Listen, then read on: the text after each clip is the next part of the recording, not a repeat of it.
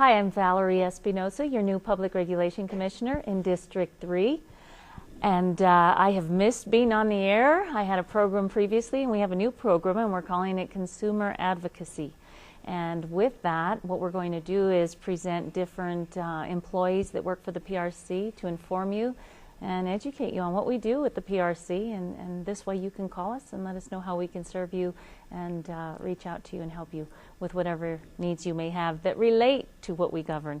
And so I've invited Milo Chavez. He's an economist at the PRC. He's been there a while. I think you were at the PRC, then you left, and then you came back. But you have a long history of working in the utility sector. In fact, I pretty much grew up with you in Upper San Pedro all our lives, and you were even the chief or what is your title? Let me let you introduce yourself and give your background about Hemis Co-op as well, and thank you for being here. Thank you, Commissioner Espinosa. Yeah, it has a new ring to it, doesn't it? It has a nice ring to it, yeah. My name is Milo Chavez. I'm an economist with the New Mexico Public Regulation Commission. I've worked there approximately 5 years. Originally, I started working with Hemis Mountains Electric, and I worked there approximately 20 years. I thought you were 20. Yes, and what I started there and worked there for 10 years, and then took a break from there and worked for 5 years at Los Alamos National Laboratory, and then went back to Hemis Mountains Electric in management, and I was the general manager there for about 5 years.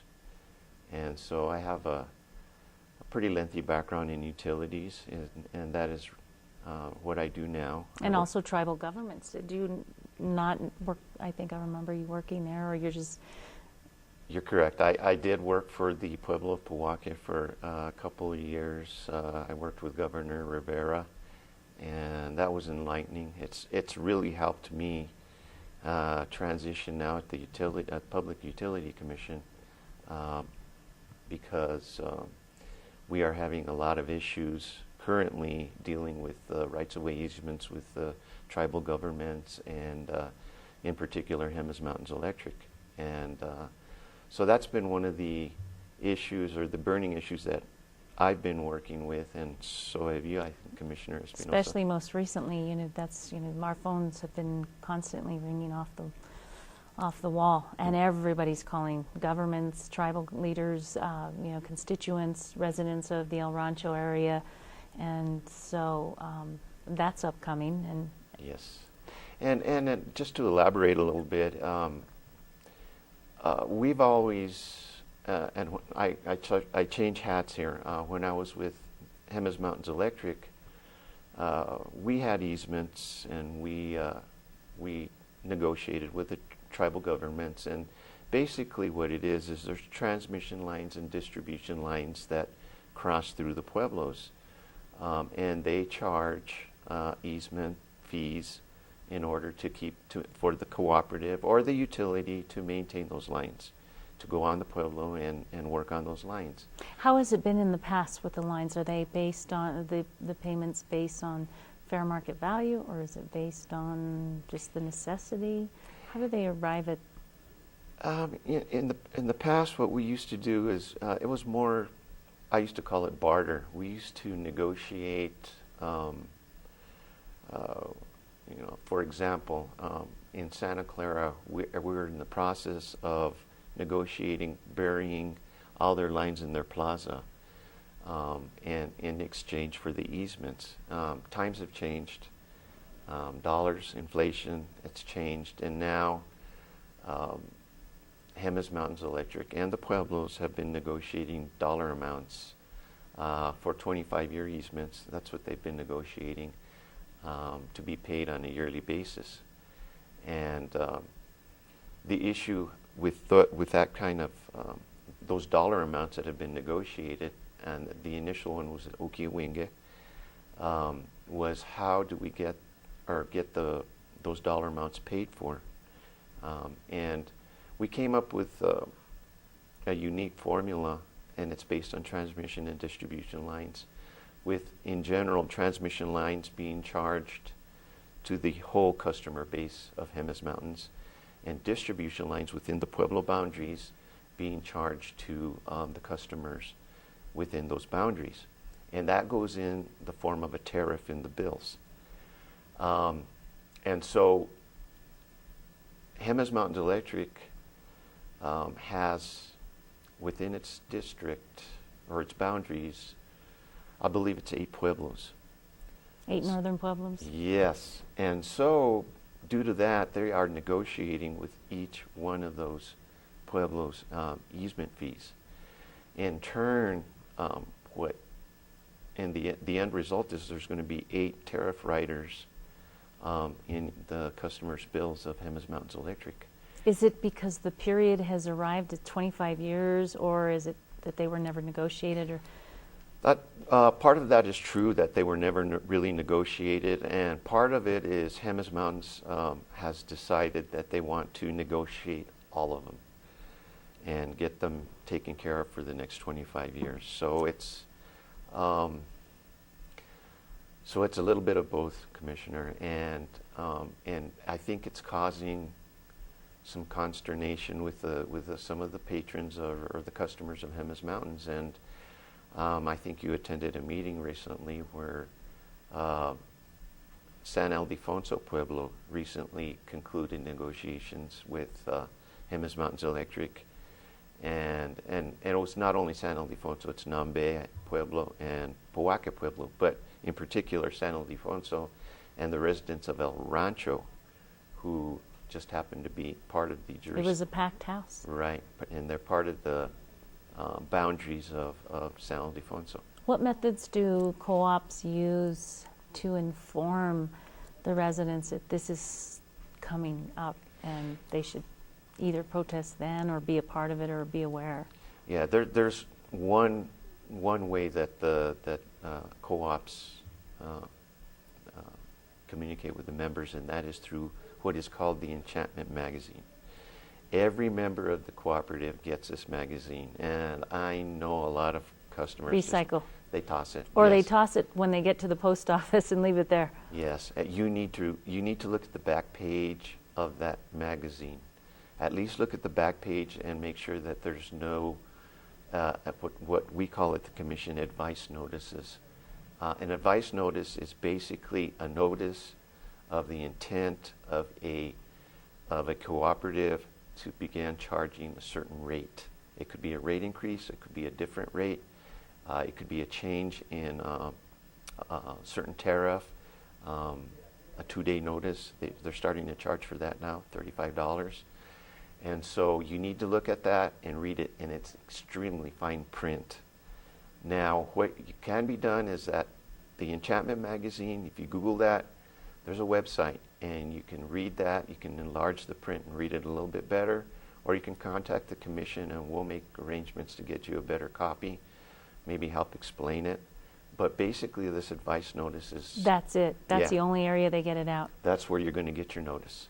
Sometimes the commission will order the cooperative or the utility to add a bill stuffer, but again, a lot of times people do not pay attention to the bill stuffers. They'll recycle it also. So with this advice notice, in particular San Ildefonso, San Ildefonso, Poaque Pueblo, and Nambe, the advice notice went in, I think it was mailed out, now I'm guessing either in January or February. Within this advice notice, it states that on March 4th, 2013, they are going to file with the commission these rates, okay? And what happens is they're notifying you that if within 20 days of March 4th, you do not protest or intervene, these rates will go into effect. And that is by statute. And so I don't think that's going to happen in this case because there's a lot of customers that are already aware of this advice notice. And they've been meeting.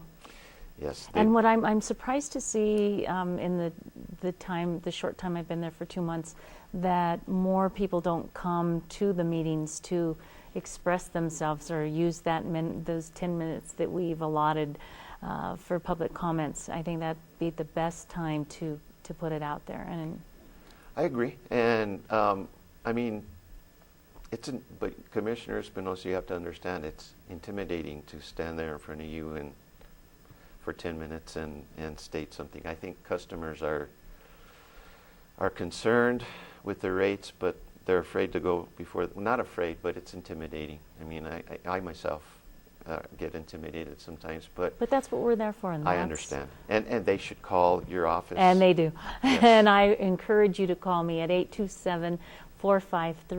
It's been very, very productive in this short few months that I've been there, a couple of months. There's never a dull moment. You've seen my office. You deal with things every 5-10 minutes and then move on to the next. But our decisions impact your daily life, your pocketbooks, your future, so I think that's a good thing that we're there and available. So don't ever be intimidated to come, because I really haven't seen any consumers come before the PRC to say, you should do this, you should look into this, and that's where you make it public, and that's where your voice is heard. Or you can call the office too, and we take care of it through people like yourself, good employees that are responsive, like you and Jim, and everybody really has helped me immensely with my requests, what we need, and the information. There's a lot of information.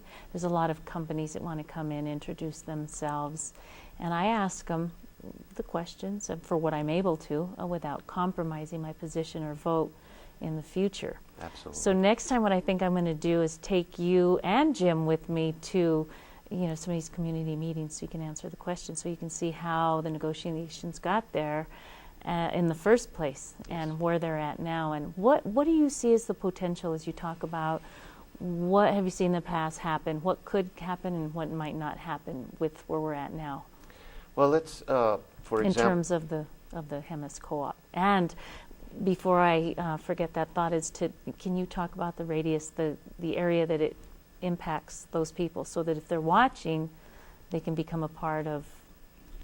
Okay, well, in this particular example, Hemis Mountains Electric is a huge utility in terms of square footage. I mean, it's the biggest utility in the state. It's not customer-wise, but in lines, it is huge, and it stretches all the way to Chama, almost to Nora. I mean, I'm saying Nora Co-op, but it's almost up to Chama, and then it goes west to Cuba and the Navajo Nation, and then it comes all of Espanola, and up to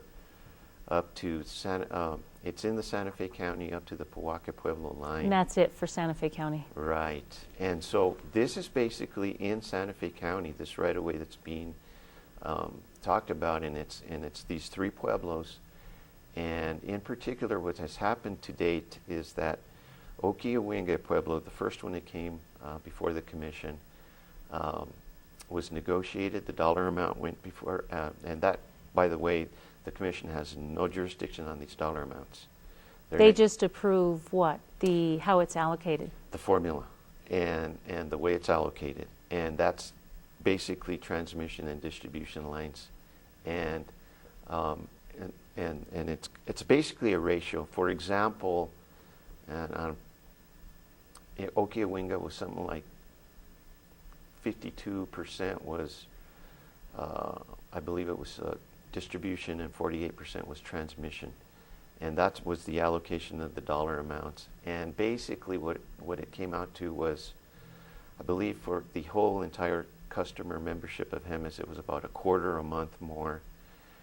And this is on average use, which is approximately 585 kilowatt hours.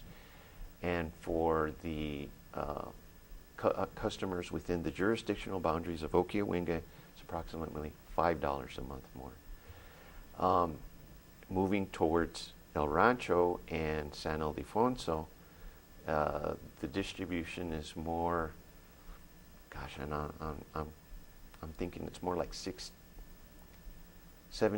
or 65-45. I'm not positive on that, and my math, I think, is off on that. But there could be up to a 50% increase for the residents within the Pueblo boundaries. And I believe that is why there's a lot of customers that are getting involved in the process. And they've got, I mean, that group has come to my office, and my hopes were that, you know, the co-ops and the tribes and the residents could work together prior to coming to the commission. Exactly. You know, once it comes to the commission, as you know, Commissioner, it is a very formal process. And what happens is that the commissioner and I can't even talk about the case because it's called ex parte. So at that point, it becomes formal in that you probably need attorneys, you need to submit testimony, you go before a hearing examiner. It's a very formal process. So if this can be worked out prior to it actually going to getting docketed and becoming a case, that is preferable for everybody involved. And it's not too late at this point, too. It's not too late. I think if the El Rancho residents and Jemez Mountains Electric and San Ildefonso and Nambe and Pohuaca Pueblos get together, perhaps something can be worked out. That's a very good description. Thank you. Talk about your department that you work in, the Utilities Division, and how many are there, and let's say if somebody's watching, they can call you, and why would they call you? Basically, I work for the Utilities Division at the New Mexico Public Regulation Commission, and we oversee electric, gas, water, and wastewater utilities in the state of New Mexico. In particular, I work mostly with electric utilities, and that would encompass the 3 IOUs, which are these are investor-owned utilities: PNM, El Paso Electric, and SPS, Southwest Public Electric, or Southwest Public Service, and then the co-ops. And there are approximately 15 co-ops in the state of New Mexico, electric co-ops. Then there's water and wastewater, and too numerous to name or to even come up with a count. But it is, we regulate the rates and many other issues that come up with these utilities. But the biggest one is rates. If for example, a public service company in New Mexico wants to raise their rates, they have to file an application with the commission, and then it becomes a case, and then we look at it. We look at that everything from A to Z. Does it start with a hearing? What happens is they file an application. With that application, it has all the testimony, and it brings forth the case that they're making and how much they're going to ask for. They've got to justify everything. Now, case for these big IOU, investor-owned utilities, when they come into the office, they're bound testimony, and they're usually about 3 or 4 boxes that then get distributed. We're teams that get assigned to the various utilities, and there will be an economist, an accountant, an engineer, a team leader assigned to and a lawyer assigned to these cases, and that team works on that case. On the big ones, it usually takes about 9 months to from start to finish. And what happens is that we staff will look through this and file testimony. It'll go to a hearing because the hearing examiner will be assigned from the Public Regulation Commission. These are all attorneys, and then a hearing comes forth. And what happens at that point is it goes through the hearing, and all the evidence gets placed before the hearing examiner. Hearing examiner will render a recommended decision, and then that recommended decision goes before the commissioners, who get to vote on it. And so far, things have been working out very well in terms of the way, I think, the vote, the outcome. Well, I think each of the commissioners bring a unique talent to the table, and questions are asked, and innocent as they may be, it's part of the process. Absolutely. And all of you contribute. We forgot to mention the attorney staff that's there to advise and guide. Yes, and if to follow through with that, there's a legal division, and the legal division at the Public Regulation Commission basically represents staff. There's also general counsel. General counsel, in general terms, represents the commissioners. So therefore, they're the legal advisors for the commissioners, and legal staff are our attorneys. And it's an interesting dichotomy the way it goes, and it takes some time just to learn that process, and it can be overwhelming at times, but it does seem to work. And there's enough to keep you busy in a day's. Yes, it's Commissioner. We have our cases that we work on, and then we also have day-to-day things where customers call us and ask us questions. How do I intervene on this case? What is this case about? Can you provide me this information? I mean, it's there's never really a dull moment. And I think that this program's good, to start it back up, so then we can interview different staff members, different people within the organization, so the public can see just how hard people really do work, and they care about providing a service. Well, Commissioner Espinosa, I've had the privilege of working on both sides of this utility structure, and that would be that I worked for a utility, and now I work on oversight or regulation of a utility, and there's nothing more satisfying than public service. Now, it doesn't always pay the bills, but that's right. It's a satisfying job. And then, like you say, there's two sides. There's the utility side that has to recoup their costs for certain infrastructure. Can you talk about that and why there needs to be a balance? Well, and that's basically what staff does. That's our role. We have to balance the interests of the utility, and we have to balance the interests of the customers. And we have to make sure that neither one is harmed. Now, utilities, they are monopolies. And that is why they're regulated. So they basically have a captive audience. You have no choice. You have to pay your electric bill. And so because of that, we have to watch them and make sure that their rates are fair and reasonable. And those have to be adjusted each month based on usage or based on cost? Well, electric rates will vary due to the fact that they have what is called a fuel clause within their billing. And the fuel clause is basically, it takes into consideration the cost of fuel in producing energy or electricity, and that varies month to month. And therefore your bill is never going to be the same, but also your rates do not change. They only vary by the amount of kilowatt hours you use. And therefore, when they need to change the rates, they have to come and ask us, the Public Regulation Commission, if they can change the rates, and then they make a case for doing that. How often have you seen them come back? How often and how?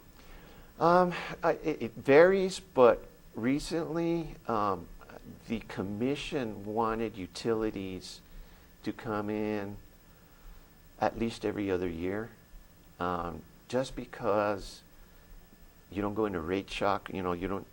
The customers don't get sticker shock. Yeah, they don't have a 10-15% increase all of a sudden, and because it also helps to kind of look at what they're doing.